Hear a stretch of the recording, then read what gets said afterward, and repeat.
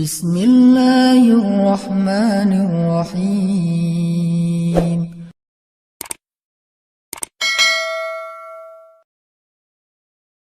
A'udzu billahi minasy syaithanir rajim. Bismillahirrahmanirrahim. Innallaha wa malaikatahu yusholluna 'alan nabi. Ya ayyuhalladzina amanu shallu 'alaihi wa sallimu taslima. Bismillahirrahmanirrahim. Assalamualaikum warahmatullahi wabarakatuh. Nabi adalah orang yang paling berjasa dalam kehidupan kita, teman-teman. Lebih daripada jasa seorang ibu kepada anaknya, lebih daripada jasa seorang ayah kepada putra-putrinya, lebih daripada jasa seorang suami yang mencari nafkah siang dan malam kepada istrinya, lebih daripada jasa seorang istri yang setia untuk memenuhi semua kebutuhan suaminya, lebih daripada jasa seorang guru kepada muridnya walaupun guru itu tidak menuntut balasan apa-apa. Lebih dari siapapun dalam kehidupan kita, orang yang paling berjasa bagi seorang muslim, bagi seorang mukmin adalah Rasulullah SAW. Kenapa? Seandainya seorang ibu pernah melahirkan kita dengan segala macam pengorbanan beliau, Nabi pernah berkorban untuk kita sehingga kita menjadi seorang muslim, sehingga kita mengenal akidah, kita mengenal kebenaran, kita mengenal jalan Allah Subhanahu wa taala. Nabi yang memperkenalkan kita kepada Allah. Kalau bukan Nabi SAW, mungkin sekarang kita termasuk orang-orang yang merugi karena kesesatan kita. Kalau ayah kita pernah menafkahi kita siang dan malam mencari rezeki untuk kita, menghidupi kita, Nabi SAW yang memudahkan urusan kita di dunia dan di akhirat. Orang tua kita di akhirat tidak akan bisa menolong kita. Mereka akan sibuk dengan urusannya masing-masing. Sebagaimana firman Allah, Yauma yafirrul mar'u min akhihi wa ummihi wa abihi wa sahibatihi wa banih. Hari ketika seseorang lari dari saudaranya, dari ibunya atau ayahnya, dari pasangannya dan anak-anaknya. Semua orang pada hari itu sibuk sendiri-sendiri. Ayah kita nanti di padang mahsyar akan ninggalin kita.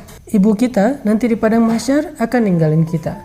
Keluarga kita, pasangan yang kita cintai sehidup semati, nanti dia akan meninggalkan kita. Dan itu bukan sesuatu yang tercela, karena memang semua orang akan sibuk dan panik sendiri-sendiri. Termasuk kita juga akan meninggalkan siapapun di antara keluarga besar kita.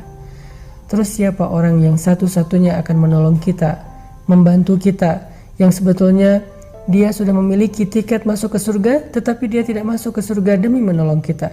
Satu-satunya orang yang akan berdiri di padang mahsyar, mengangkat tangannya ke hadapan Allah, menghadap ke arsy mengatakan, Ya Rabbi, wahai Tuhanku, ummati, bagaimana keadaan umatku? Satu-satunya orang yang akan peduli kepada kita hari itu adalah Rasulullah SAW. Makanya hari ini saya pengen ngajak kita semuanya untuk membiasakan satu habit, satu kebiasaan, yaitu habit berselawat kepada Nabi SAW. Kenapa? Pertama, karena beliau adalah orang yang paling berjasa untuk kita. Kedua, hanya dengan berselawat kepada Nabi, kelak di akhirat, kita termasuk orang yang akan mendapatkan syafaat atau pertolongan Nabi. Hari ini saya mau membaca beberapa ayat atau hadis tentang keutamaan selawat kepada Nabi. Mungkin selama ini kita menganggap selawat kepada Nabi itu satu hal yang ringan, bahkan cenderung kita remehkan, kita anggap nggak terlalu penting, sehingga ketika nama Nabi disebutkan, kita nggak otomatis berselawat. Sekarang saya pengen bacain beberapa keutamaan selawat, supaya setelah ini kita jadi tahu selawat itu ternyata keren banget. Selawat itu ternyata agung banget. Selawat itu ternyata ibadah yang ringan, tapi pahalanya gede banget. Orang yang paling rugi adalah orang yang apabila disebutkan nama Nabi, tetapi dia tidak berselawat kepada Nabi. Bahkan Jibril marah dan benci kepada orang seperti itu. Dalam surat Al-Ahzab, Allah Subhanahu wa taala berfirman, sesungguhnya Allah dan malaikat berselawat kepada Nabi. Wahai orang-orang yang beriman, berselawatlah kalian kepadanya, dan ucapkanlah salam penghormatan baginya. Apa pelajaran dari ayat ini? Ternyata kata para ulama ada banyak sekali hikmah atau kebaikan yang tersimpan di dalam salawat. Yang pertama, salawat kepada Nabi itu adalah perintah Allah Subhanahu wa taala. Hukumnya wajib. Ya ayyuhalladzina amanu shallu alaihi. Wahai orang-orang yang beriman, berselawatlah kalian kepada Nabi. Sama seperti Allah mengatakan wa aqimus shalah, dirikanlah salat, wa atuz zakah, dan tunaikanlah zakat. Sama seperti Allah mewajibkan dan memerintahkan kutiba alaikumus shiyam, wajib bagi kalian berpuasa. Sebagaimana Allah perintahkan ibadah-ibadah yang lain secara wajib, maka seperti itulah juga kedudukan dari salawat kepada Nabi, wajib bagi orang yang beriman. Perintah Allah. Dan tahukah kita, Allah tidak mewajibkan sesuatu kecuali di dalamnya ada kebaikan yang besar. Bahkan kata Nabi SAW dalam hadis qudsi, tidaklah seorang hamba mendekatkan dirinya kepadaku dengan sesuatu yang lebih aku sukai daripada apa yang aku wajibkan. Jadi kalau kita pengen mendekatkan diri kepada Allah dengan sesuatu, dekatkanlah diri kita dengan apa yang Allah wajibkan. Salah satunya, salawat kepada Nabi. Hukumnya wajib, sallu kata Allah, berselawatlah kepadanya. Yang kedua, salawat kepada Nabi itu adalah mengikuti Allah dan malaikat. Jadi ketika kita berselawat kepada Nabi, itu bukan hanya kita sendiri yang berselawat, Allah dan malaikat aja berselawat kepada Nabi. Jadi kalau ada seseorang yang mengatakan Muhammad, Allah waktu itu, malaikat waktu yang sama menyampaikan salawat kepada Nabi Muhammad. Kenapa kita enggak? Padahal Allah yang memiliki alam semesta, Allah yang menciptakan Rasulullah SAW, tapi Allah dan malaikat berselawat kepada Nabi ketika nama Nabi disebutkan. Terus siapa kita untuk tidak berselawat kepada beliau? Sehingga siapa yang berselawat kepada Nabi saat mendengar nama Nabi disebutkan, berarti dia telah mengikuti Allah dan para malaikat, masuk dalam satu kebaikan yang Allah sendiri melakukannya. Ini luar biasa ya. Biasanya Allah kalau nyuruh kita melakukan satu kebaikan, Allah tidak melakukan kebaikan itu karena Allah Maha Kuasa. Malaikat tidak melakukan kebaikan itu karena Allah tidak perintahkan kepada malaikat. Biasanya Allah kalau nyuruh kita melakukan satu ibadah, hanya kita sendiri yang melakukannya, sedangkan Allah menilai ibadah kita. Tapi kali ini Allah terlibat di dalam ibadah yang sama. Walaupun Allah tidak beribadah, tetapi Allah melakukan kebaikan itu. Allah menyuruh kita berselawat, Allah sendiri berselawat untuk Nabi.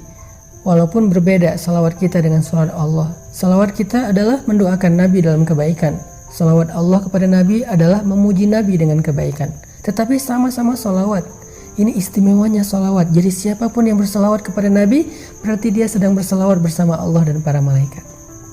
Yang ketiga, kata Nabi, man shalla alayya salatan wahidah, sallallahu alaihi ashran. Siapa yang berselawat untukku satu kali, Allah yang akan berselawat untuknya 10 kali. Bukankah kita merasa cemburu karena Nabi mendapatkan salawat dari Allah dan kita berharap mendapatkan kebaikan yang sama? Allah selalu berselawat untuk Nabi, malaikat berselawat untuk Nabi. Terus kita gimana? Ternyata kita juga bisa dapat salawat dari Allah. Caranya berselawatlah kepada Nabi. Bahkan sekali kita berselawat untuk Nabi, Allah berselawat untuk kita 10 kali. Apa arti Allah berselawat untuk kita? Allah memuji kita di arasy-Nya. Allah memuji kita di surganya. Allah memuji kita di hadapan malaikat-malaikatnya. Sehingga dengan kita rajin berselawat untuk Nabi, kita jadi selebgram di langit. Dikenal oleh banyak penduduk langit karena sering dipuji-puji, di-mention sama Allah Subhanahu wa taala. Yang keempat, Nabi SAW bersabda, man shalla alayya salatan sallallahu alaihi 10 salawatin wa huttat anhu 10 khatayatin wa rufi'at lahu 10 darajatin. Siapa yang berselawat kepadaku 1 kali, maka Allah akan berselawat untuknya 10 kali. Allah memuji dia 10 kali. Lalu dihapuskan darinya 10 kesalahan dan ditinggikan baginya 10 tingkatan. Kita tahu berapa jumlah tingkatan surga? Jumlah tingkatan surga sebanyak ayat Al-Quran di dalam mushaf Al-Quran. Maka siapa yang berselawat kepada Nabi 1 kali, Allah angkat derajatnya di dalam surga 10 tingkatan.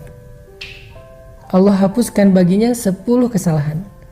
Luar biasa salawat ini. Padahal cuma ngomong sallallahu alaihi wasallam.